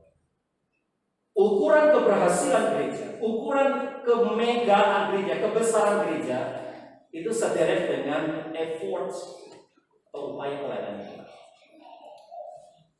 Kalau saudara melayani sebegini aja, ya cuma di sinilah hasilnya. Kalau saudara mau melakukan pelayanan yang lebih lagi, saudara akan melihat hasil yang lebih lagi. Mulai menjangkau hal yang benar yang orang lain belum bisa. Sebagai diakonos, sebagai huperetes. Nah, itu ukuran mega di mata Yesus. Mundur lagi kita melihat itu. Kualifikasi apa lagi? Kehinaan. Barang siapa yang menjadi terkemuka, number one, proto. Semua orang kepengen di sekolah. Ada siapa yang sekolah? Saya ingin lihat tangannya. Yang kuliah siapa? Saya ingin lihat tangannya yang sekolah, yang kuliah ada nggak? 1, 2, 3, 4, 5, 6, 7. Kalian kalau di kelas ada 25 siswa atau mahasiswa, kepengen jadi yang juara 24, 25 atau kepengen jadi yang juara 1? Kepengen yang mana? 24, 25. Saya bercita-cita kepengen jadi 24, 25. Mungkin kalau saudara cita-citanya itu nggak diketahui, saudara selamat di dunia dan di akhirat. Kalau cita-citanya diketahui, saya kepengen jadi juara 24, 25. Ketahuan mama lu, ketahuan bapak lu, habis kau. Syukur-syukur gak dibuka pintu ya, dibawain kelewon dan segala macam, diusirin dari keluarga. Kok ini orang tua sudah demikian lupa kok cita-citanya kok di sana gitu. Kepengen kita juara 1, juara 2. Di dunia ini ada satu bangsa Arab itu yang selalu dalam segala aspek itu number 1 in the world. Itu negara mana? Saudara tahu? Saudara mana? Di Timur Tengah? Emirat. Semua dia mau nomor 1. Gedung yang tertinggi dia mau yang lebih tinggi. Contohnya gua nggak apa. Ini spiritual. Siapa yang mau protes, seperti Tuhan Yesus bilang, hendaklah dia menjadi apa? Dulu sama. Ini urutan atas bawah. Kalau tadi urusan kecil dan besar. Saudara, ini konsep lain Tuhan Yesus. Kalau tadi itu kita kepengen gereja berdampaknya luas. Sekarang Tuhan Yesus ini memberikan konsep kepada kita tentang pelayanan itu yang berdampaknya luhur, tinggi. Ternyata itu kebalik dengan ukuran dunia yang number 1. Yang kita lihat produk-produk itu ya, nomor 1 di Indonesia, nomor 1 di dunia. Nah, di mata Tuhan yang nomor 1 yang utama itu adalah doulos, itu hamba. Apa yang Tuhan mau katakan kepada kita dalam hal ini? Tuhan mau ketika kita mau melayani Tuhan, kita harus siap melepaskan status keset. Kita dikesetin orang. Masuk ke sini tadi ada keset. Tidak ada keset ya. Keset di depan sudah. Welcome itu yang ditulis itu. Emang nggak ada kemuliaannya dari sampah di mata Allah. Yesus sudah merendahkan dirinya dari surga sebagai Allah yang mulia. Datang ke dunia, lahir ke dunia pun seorang perawan yang suci itu. Katolik redaksional teologi mereka ngomong seperti itu. Tapi nggak mau menerima dia itu. Kaget kan? Semuanya dan dia melahirkan tempat untuk dia lahirkan itu tidak selainnya seperti manusia, dilayakkan seperti Allah. Penolakan yang luar biasa sampai tersalib pun dia ditolak juga sampai dia harus berkata, Bapak kenapa engkau meninggalkan aku? Terakhir dia teriak kepada Bapak, kenapa? Semua orang sudah meninggalkan. Di Getsemani murid-murid meninggalkan. Saudara, untuk menjadi pelayan yang besar, mungkin orang meninggalkan. Tapi ini yang Tuhan mau bicara kepada kita saat ini. Uang kita mungkin meninggalkan kita, kesehatan kita mungkin meninggalkan kita. Tapi Tuhan mau kita ambil dari porsi yang hina. Nah, kualifikasi yang terakhir, selain kerendahan, kehinaan, ini yang ini kehampaan. Saya skip kata-kata tapi kita masuk ke kehampaan. Anak manusia datang bukan untuk dilayani, melainkan untuk melayani dan menjadi tebusan bagi banyak orang. Kata Lutron itu yang dipakai. Itu adalah Lutron sudah tahu literan ukuran itu sebenarnya sejumlah uang yang dipakai untuk menebus seorang budak supaya budak itu lepas dari hubungan tuan itu dan supaya dia menjadi orang merdeka. Tetapi untuk memerdekakan orang ini harganya itu memang ada. Zaman dulu uang bisa juga hewan yang lain dan Yesus ketika menebus dosa dan saudara dan saya menebus hidup kita yang tertumpuk dan berdosa dia menjalankan yang lain. Poinnya di sini dalam melayani kita harus mulai dengan kerelaan. Aku rela, gak usah dipaksa-paksa. Bisa turun lebih dalam lagi dari itu kehinaan dan turun lebih dalam lagi itu habis-habisan. Kalau ada di antara jemaat di Palu ini yang punya dedikasi sampai habis-habisan untuk untuk melayani Tuhan melalui gereja ini, di dalam gereja ini. Tinggal tunggu saat pekerjaan besar Tuhan akan terjadi secara luar biasa. Saya berkata ini bukan jumlah orangnya. Belum tentu jumlah orangnya menjadi 2 kali lipat, 3 kali lipat, 10 kali lipat, dan sekarang belum tentu. Tapi bisa juga jadi kalau Tuhan izinkan, mengapa tidak? Semakin banyak orang yang mendapat benefit, tetapi satu hal yang Tuhan mau, di mata Tuhan, hal inilah yang utama. Nah, ada nggak di antara kita yang dalam melayani Tuhan itu ada kehampaan, termasuk hampa motivasi yang lain-lain selain untuk kemuliaan Kristus? Ini dedikasi pelayanan kita. Kalau kita cuma sekadar, ya udahlah, cuma segini aja. Saya selalu menatap jemaat ketika saya 18 tahun berada di jemaat sebelum bergabung di Aletheia. Saudara mau gereja ini seperti apa? Pak, kami cuma mau gini-gini. Oke, saya sebagai gembala, saya nggak mau force kamu, saya nggak mau berantem dengan kamu. Saya sendiri akan all out. Tetapi saudara harus tahu, kalau hanya segitu effort saudara, ya udah segini aja hasilnya. Jadi kalau saudara bermimpi menangkap visi dari Tuhan, mau supaya Tuhan memberdayakan hidup kita dan kita memberi dampak lebih besar lagi karena Tuhan sudah datang menyelamatkan saya. Siapa sih saya? Seorang yang brengsek ini, seorang yang berdosa ini, yang sejak detik ini juga sah Tuhan lempar kita ke neraka dan selama-lamanya kita di sana. Tetapi oleh kemurahan-Nya Dia menyelamatkan saya dan saudara. Siapa saya?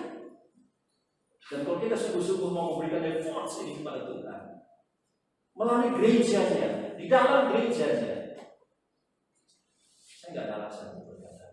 Tetapi walaupun kita terbatas, saya dan saudara terbatas, Tuhan tahu, orang tahu, teman kita tahu kok. Lalu bisa apa? Betul.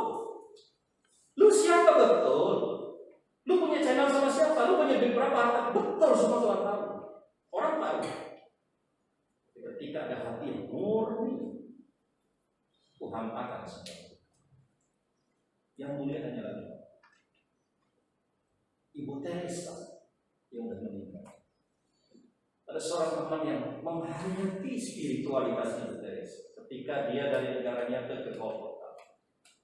Waktu itu masih satu ordo sama ordonya yang lama.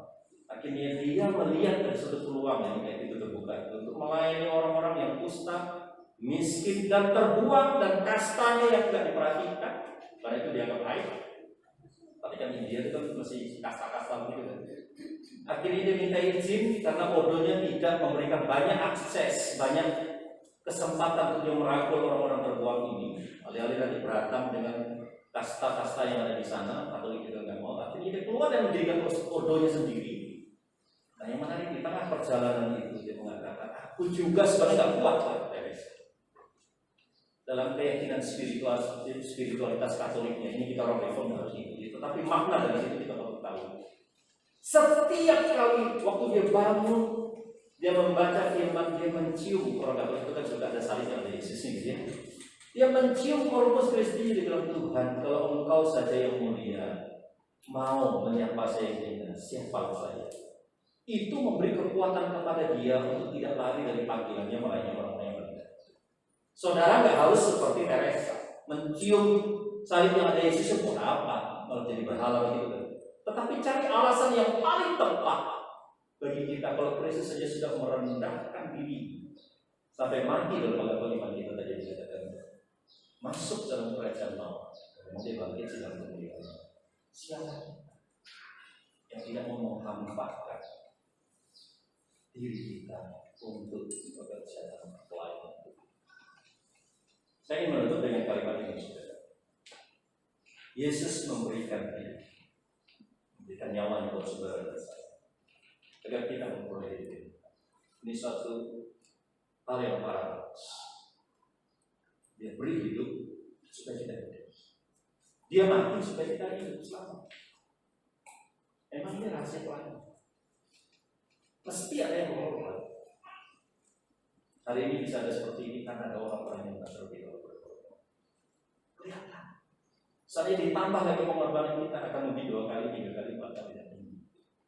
Sekali lagi saya katakan bukan fisiknya, bukan uangnya yang menjadi penentu, bukan, tetapi di mata Tuhan. Karena termasuk motivasi kita ada nggak sih kita hampakan itu untuk diri kita.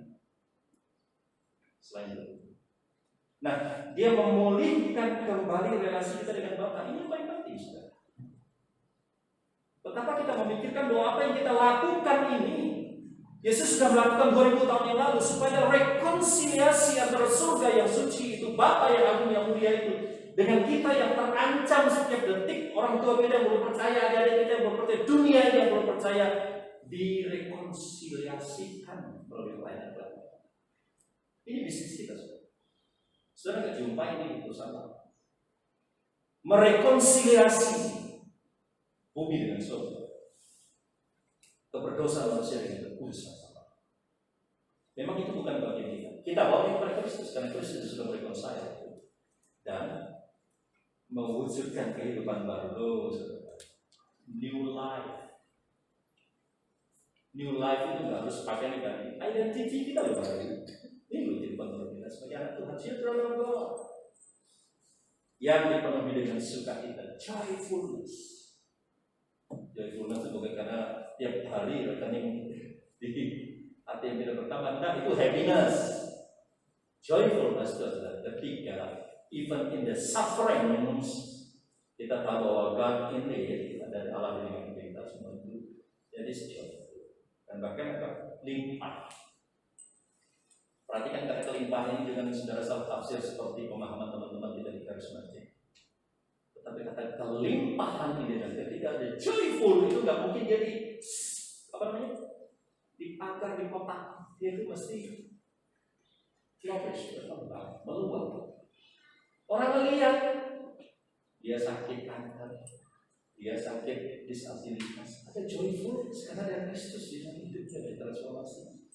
Dia utang beban yang masih banyak, dia berkorban berjuang untuk keluarganya, berjuang memiliki gereja di Islam, dia ada joyfulness melimpah dan itu encourage orang lain juga, memotivasi orang lain. Loh, ini loh sebenarnya ukuran pelayan yang benar-benar berkualifikasi.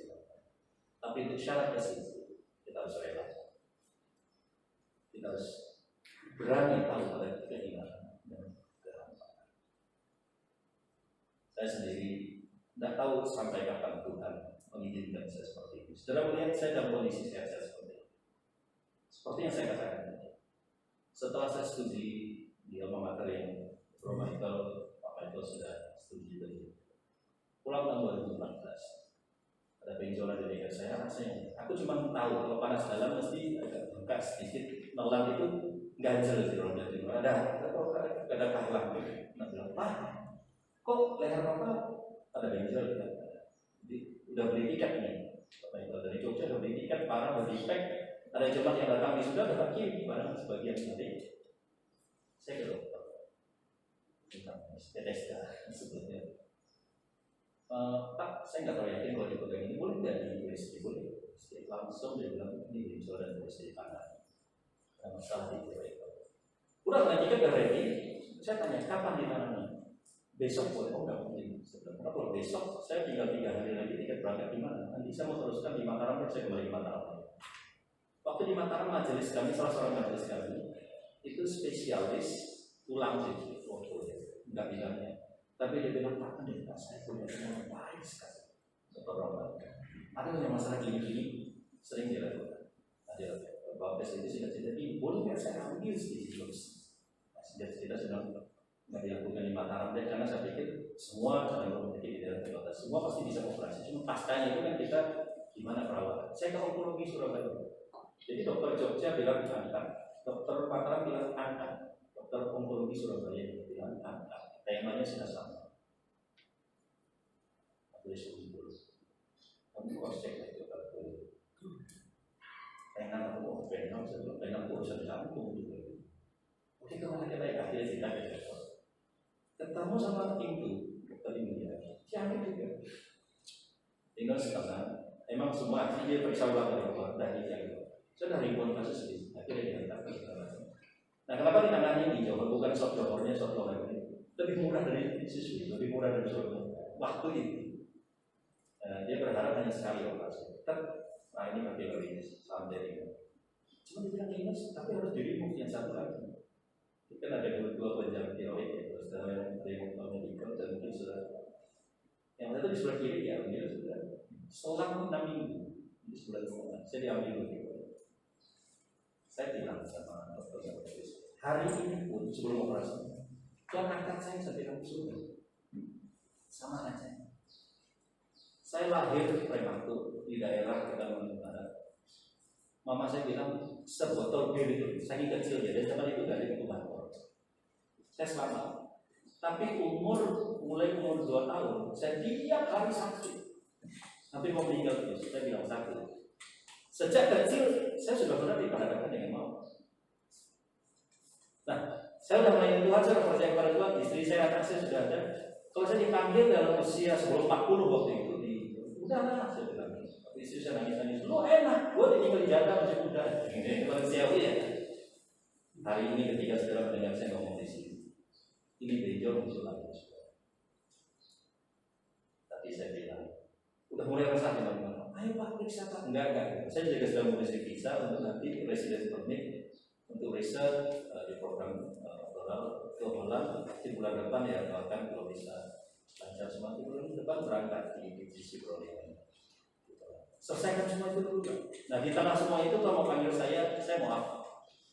Setelah saya studi nanti akhirnya saya saya nanti kan kasus saya lain-lain. Udah saya saksikan ini di depan jemaah. Saya mau berkata satu. Kapanpun Tuhan bisa berurusan dengan hidup itu. Untuk panggilan yang ketiga tadi kan. Panggilan pertama dengan Injil ya. Panggilan kedua melayani Tuhan. Panggilan ketiga apa? Menghadap Allah kan ini istilahnya menghadap Tuhan. Anytime. Udah, kalau hanya segini yang Tuhan pakai dari hidup saya.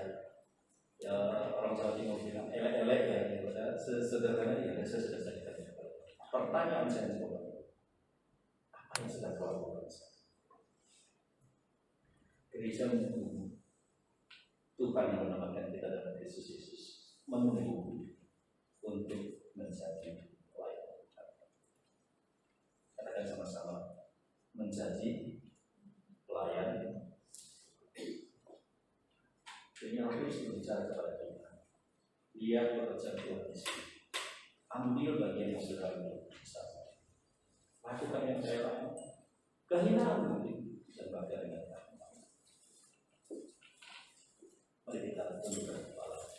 Mohon namanya. Apa yang bisa berdoa. Bapak di surga, kami berterima kasih kesempatan di pagi ini boleh mendengarkan firman dan di dalam pertemuan ini kiranya Engkau yang telah memanggil kami boleh melayani. Engkau juga yang terus menguatkan dan membuka kami untuk dapat berkumpul dan berkarya sesuai dengan kehendak. Pimpinlah kami ya Allah agar kami hidup menyenangkan Diri. Dalam nama Tuhan Yesus kami berdoa. Amin.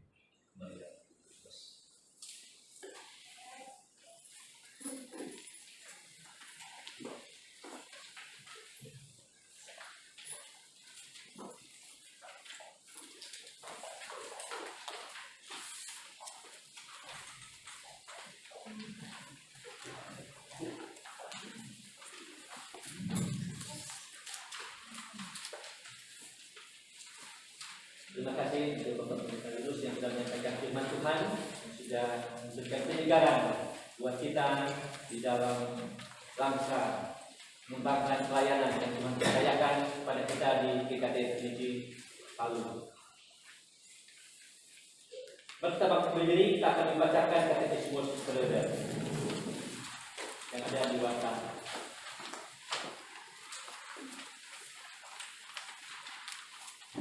Minggu ke-33, pertanyaan ke-88. Pertobatan manusia yang sungguh-sungguh terdiri atas berapa bagian? 2 bagian.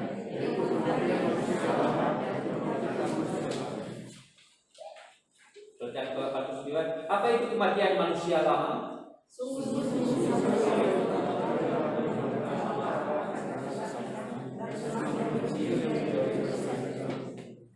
Pertanyaan ke-90, apa itu kebangkitan manusia baru?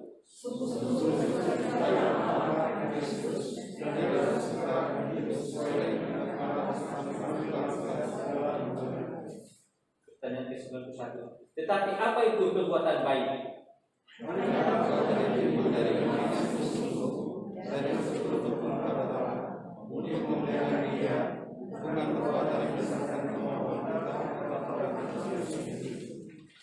kasih. Silakan balik.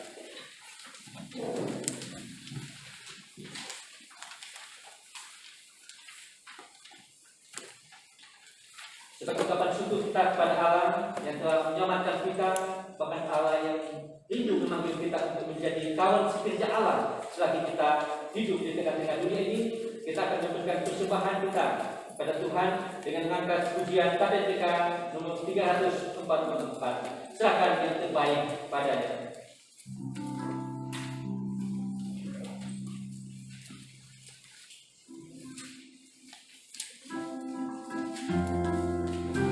Satu yang lima,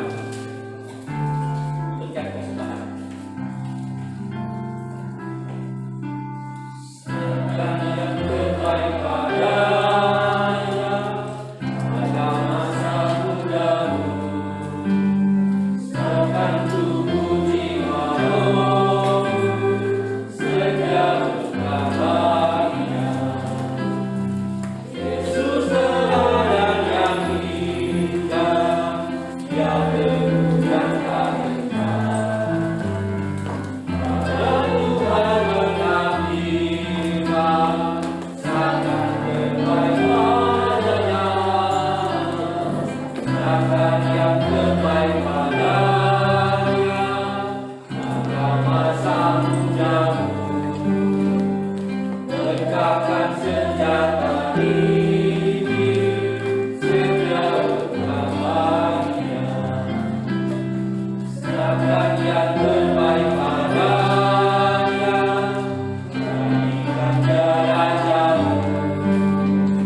Segala hal dalam hidup, serahkan kepadanya.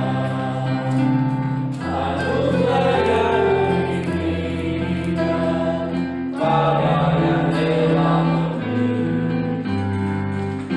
Anugerah yang indah, serahkan terbaik padanya. Serahkan yang terbaik padanya, pada masa mudamu.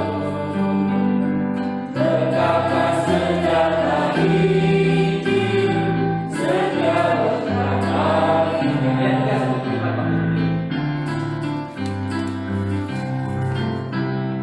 Serahkan yang terbaik padanya, amat besar kasih-Nya. Bagimu Ia disalibkan, agar kau tak binasa. Meski mati kau bersumpah, mencurahkan darahnya. Padanya serahkan hatimu, serahkan terbaik padanya. Serahkan yang terbaik padanya, pada masa mudamu. Tegakkan senjata ini, sedia bahagia. Mari kita berdoa kepada Tuhan. Tuhan Allah Bapa di surga, kembali kami anak-anak datang kepada-Mu Tuhan. Kami bersyukur, berterima kasih karena kami ada orang-orang yang sudah menerima anugerah yang begitu besar, kasih yang-Mu yang begitu besar, pengorbanan yang begitu besar ya Tuhan di kayu salib. Bahkan dalam perjalanan hidup kami, kasih-Mu tidak pernah meninggalkan kami. Penyertaan dan pertolongan Tuhan tidak pernah luput dari kami ya Tuhan. Terima kasih, bahkan Engkau memberikan roh yang-Mu yang kudus dalam hidup kami Tuhan, untuk menuntun, menolong kami dalam perjalanan hidup kami. Engkau senantiasa juga memberkati akan usaha dan pekerjaan kami. Engkau senantiasa mencukupkan apa menjadi kebutuhan-kebutuhan hidup kami. Engkau senantiasa hadir dalam pergumulan-pergumulan hidup kami ya Tuhan. Kami memiliki Allah menjadi penolong dalam seluruh kehidupan kami ya Tuhan. Terima kasih Tuhan Yesus, terima kasih. Dan sebagai ungkapan syukur kami kepada-Mu pada siang ini Tuhan, kami memberikan persembahan. Dan Engkau terima persembahan kami Tuhan, untuk Engkau pakai dalam pekerjaan Tuhan di tengah-tengah pelayanan di KTT ini Tuhan. Dan apa yang masih sisa pada kami, baik itu berkat-berkat jasmani maupun waktu kami, kesehatan kami, hidup kami, kiranya dengan pertolongan Tuhan dan pimpinan Tuhan dapat kami persembahkan untuk mengambil bagian dalam pelayanan yang Tuhan izinkan untuk kami kerjakan bersama-sama dengan Tuhan. Terima kasih Tuhan Yesus, di dalam kapan syukur kami, dan kami naikkan kepada-Mu Bapa, hanya di dalam nama Anak Yesus Kristus, Tuhan dan Juru Selamat kami hidup. Amin. Dimas, kita akan duduk kembali.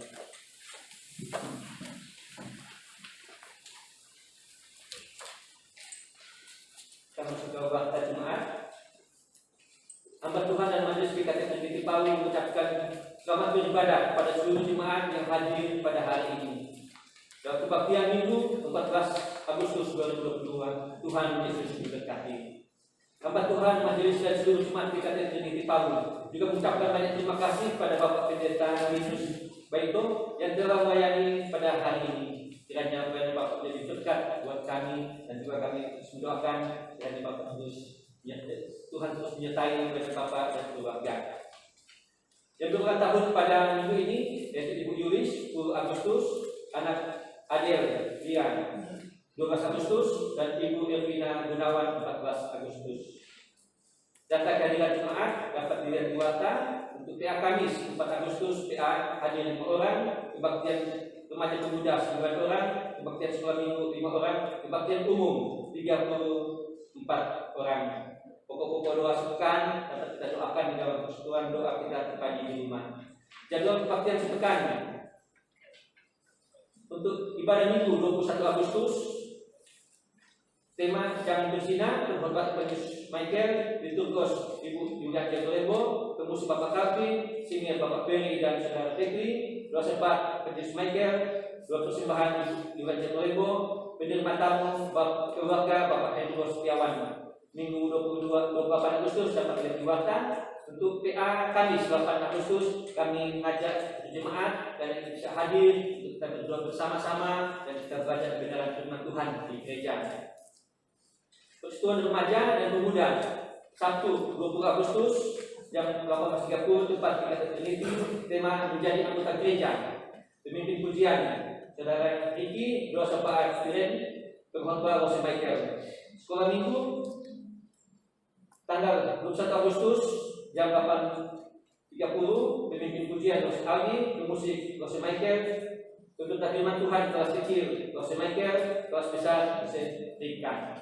Demikianlah waktu jemaat kita pada hari ini. Kita akan masuk dalam zaman kudus yang akan dipimpin oleh Bapak Pendeta Yesus. Silakan.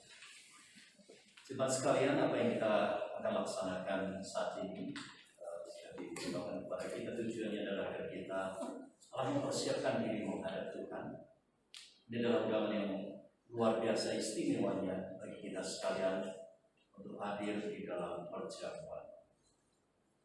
Saya membacakan satu berita tentang perjamuan seperti yang Paulus tuliskan di dalam 1 Korintus 11 ayat 23 dan seterusnya. Sebab apa yang telah kutuliskan kepadamu telah kuterima dari Tuhan, yaitu bahwa Tuhan Yesus pada malam waktu Ia diserahkan mengambil roti, dan sesudah itu Ia mengucap syukur atasnya, Ia memecah-mecahkannya dan berkata, inilah tubuhku yang diserahkan bagi kamu, perbuatlah ini menjadi peringatan akan aku. Demikian juga Ia mengambil cawan sesudah makan, lalu Ia berkata, cawan ini adalah perjanjian baru yang dimeteraikan oleh darahku. Perbuatlah ini setiap kali kamu meminumnya menjadi peringatan akan aku. Sebab setiap kali kamu makan roti ini dan minum cawan ini, kamu memberitakan kematian Tuhan sampai Ia datang. Ada apa saudara dengan kematian Tuhan? Dan ini adalah peristiwa yang lampau yang sudah terjadi. Bahwa kematian Tuhan itu mempertemukan kita dengan Allah, sehingga Dia yang mati membuat kita hidup, dan kehidupan kita, Kristus yang bangkit di dalam kita, membuat kita hidup selama-lamanya dalam persekutuan dengan Allah. Rahasia dalam fakta sejarah dan masa lampau teologi kita adalah Kristus telah mengerjakan ini, bahkan puncaknya sampai pada kematian, dan kuasa kematiannya itu berlaku sampai hari ini, di mana Dia mati supaya kita hidup. Makna yang kedua di dalam komuni ini, di dalam perjamuan ini adalah bahwa kita dalam real time saat ini, ketika gereja Tuhan berkumpul saat ini, Kristus yang sudah bangkit itu, yang tidak bisa dilihat secara fisik ini juga sedang bersekutu dengan kita. Bahkan bukan hanya persekutuan di saat ini, tetapi seluruh umat di dunia yang percaya kepada Dia disatukan di dalam rahasia ini. Sehingga saudara dalam keadaan apapun engkau menderita, engkau dianiaya, engkau dalam pergumulan, Kristus ada bersama dengan saudara dan saya saat ini. Dan orang-orang di seluruh dunia baik yang mendoakan saudara maupun juga dalam pergumulan yang sama, kita sedang bersekutu. Namun transisi yang paling indah di masa yang akan datang, sebagaimana dalam kitab Wahyu telah mengatakan ada zaman anak domba, pesta yang indah yang besar di masa yang akan datang. Saudara dan saya, amin. Ketiga ini bukan untuk membatasi Allah, tetapi lebih kepada kita manusia. Di masa lalu, di masa sekarang, di masa yang akan datang, Tuhan telah sedang dan akan terus bersekutu dengan saudara. Simbolnya adalah tubuh dan darah yang dibagikan untuk saudara dan saya. Mari kita bersyukur rahasia Allah yang indah.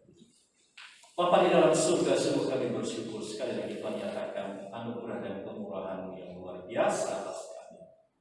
Engkau mengerjakan, bahkan Paulus menuliskan, ketika kami masih berdosa, Engkau telah mati bagi kami di masa yang lampau, supaya kami dapat hidup. Dan dengan iman percaya kami menjadi anak-anak.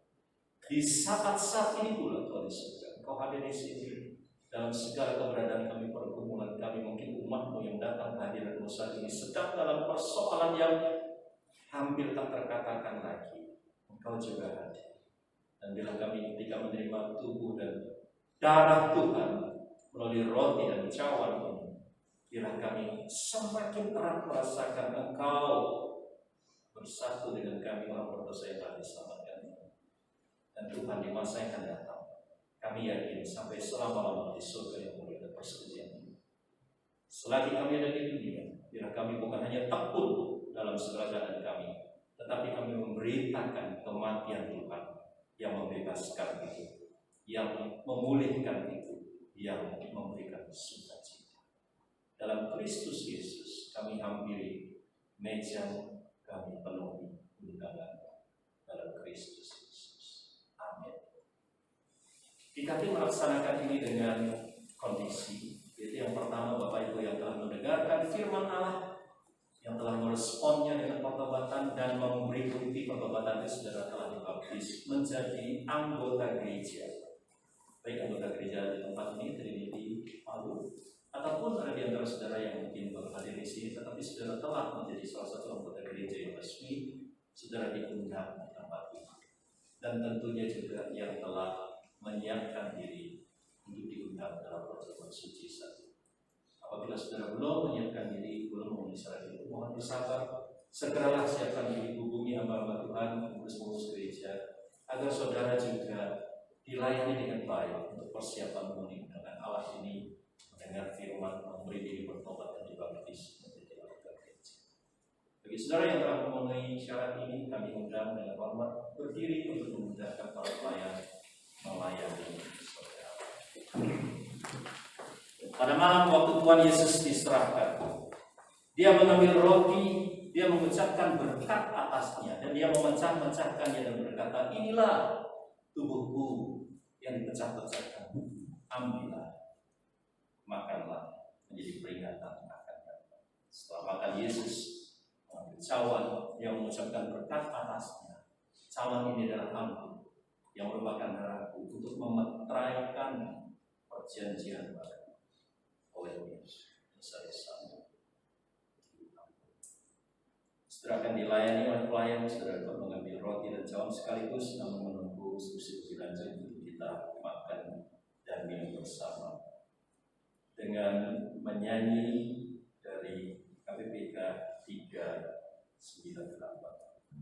Tuhan pecahkan roti. KPPK 398.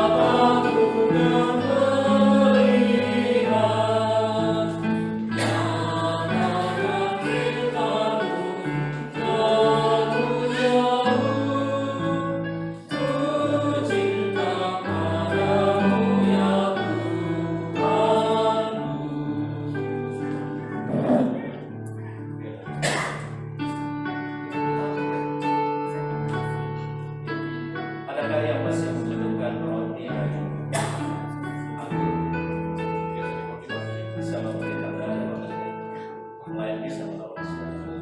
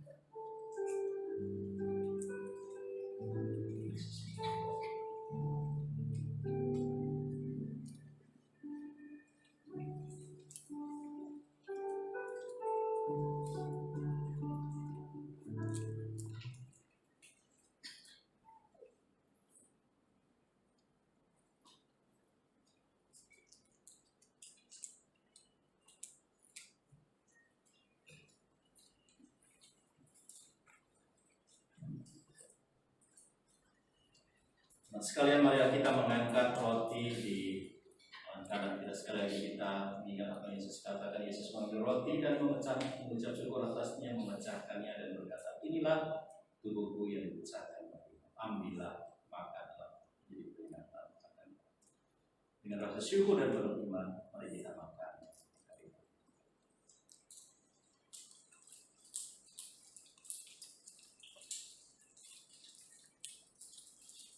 Kita persiapkan cawan.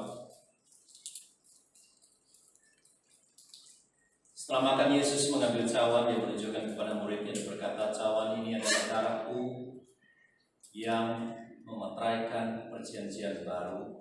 Ambillah setiap kali kamu minumnya menjadi peringatan akan aku. Dengan penuh syukur dan iman, mari kita minum dari cawan.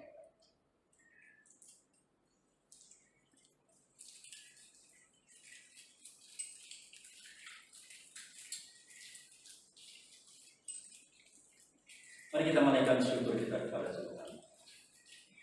Bapa, kami kembali menaikkan syukur dan seharusnya kami tiada henti bersyukur kepadamu karena Engkau senantiasa melawat kami. Apa yang kami lakukan ini adalah peragaan anugerah-Mu yang tidak kelihatan dengan materi yang kelihatan yang melambangkan tubuh dan darah Kristus untuk mengingat karya Tuhan yang besar atas kita. Kalau Engkau telah berkorban sedemikian rupa dan biarlah pada kematian yang ini Tuhan di surga, kami beritakan anugerah yang menyelamatkan banyak orang. Berkati gereja di tempat ini, berkati para pelayan, berkati keluarga kami, agar dirangkul oleh anugerah Allah ini dan mengalami sukacita Allah ini. Dan kami merangkul banyak orang lain juga kepada anugerah Allah dan mengalami sukacita Allah. Karena Kristus Yesus, dalam Putra Kristus Yesus kami berdoa. Haleluya. Amin. Jemaat dipersilakan duduk, pelayan akan kita menyanyi di nomor 83 di atas satu kesalahan.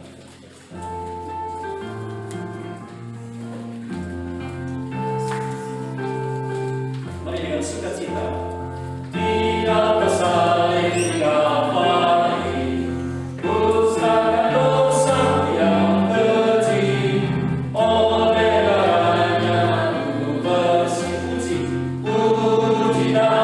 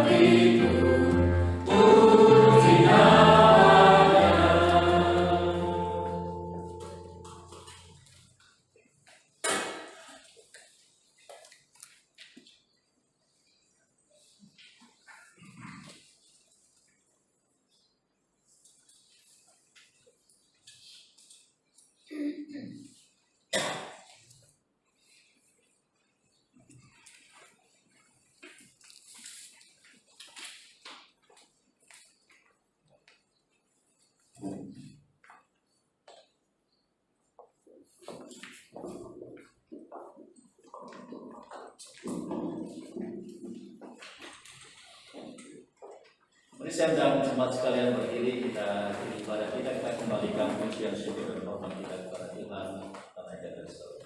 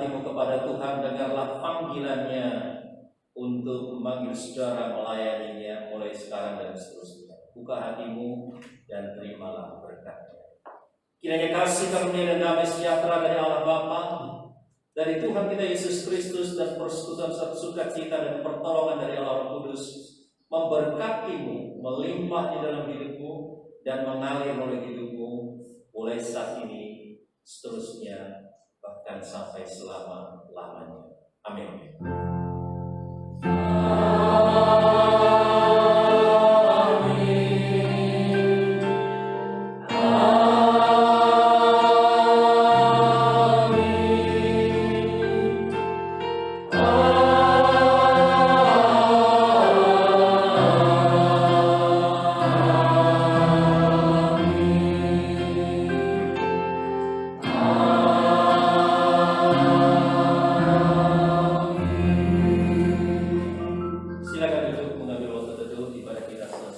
Selamat hari Minggu.